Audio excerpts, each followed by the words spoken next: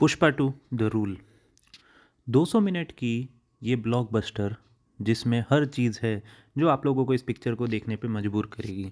एक totally family entertainment जिसमें fight है, जिसमें स्टोरी भी है और जिसमें इमोशन भी है। फिल्म की कहानी की बात करें तो ये वहीं से शुरू होती है जहाँ पे पुष्पा 1 ख़त्म हुई थी, लाल चंदन। बट स्टोरी शुरू होती है अब जापान से। पुष्पा पहुँच चुका है जापान। बस पुष्पा को हर तरीके से लाल चंदन बेचना है और प्रॉफिट अपने सिंडिकेट में कमा के अपना नाम रखना है। अब पुष्पा है और पुष्पा है तो लड़ाई तो होगी ही। साथ ही साथ स्टोरी लाइन को बहुत अच्छे से समझाते हुए यहाँ पे भंवर सिंह का जो कैरेक्टर है वो वापस आया है पुष्पा राज से अपना बदला लेने। पुष्पा राज जो शायद इतना बड़ा हो गया है कि शुरुआत में ही एक पुलिस स्टेशन को खरीद लेता है अपने आदमियों को छुड़वाने के लिए।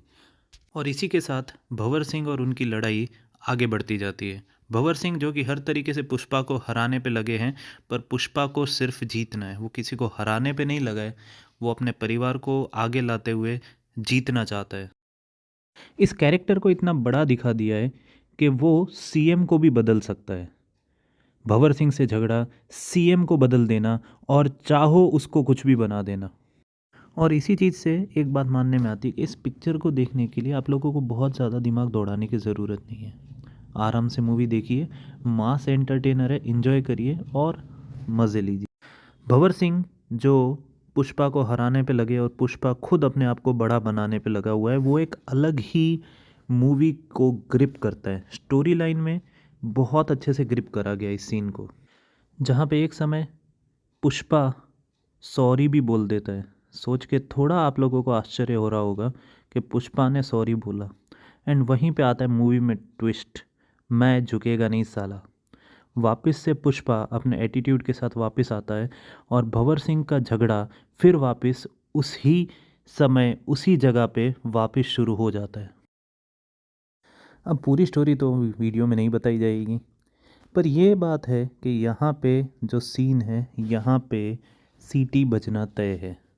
किस तरीके से भंवर सिंह को लगता है कि वो जीत गए और पुष्पराज हार रहा है, बट वहीं पे एक ट्विस्ट आता है जहाँ पे एक सीन आप लोगों को ऐसा लगेगा जो कि केजीएफ का हूबहू सीन है, जहाँ रॉकी भाई मशीन गन लेके खड़े होते हैं। पर इस सीन को भी बहुत अच्छे से कॉमेडी के साथ दिखाया हुआ है, जो कि आप खुद देखेंगे तो ही मज़ा आएगा।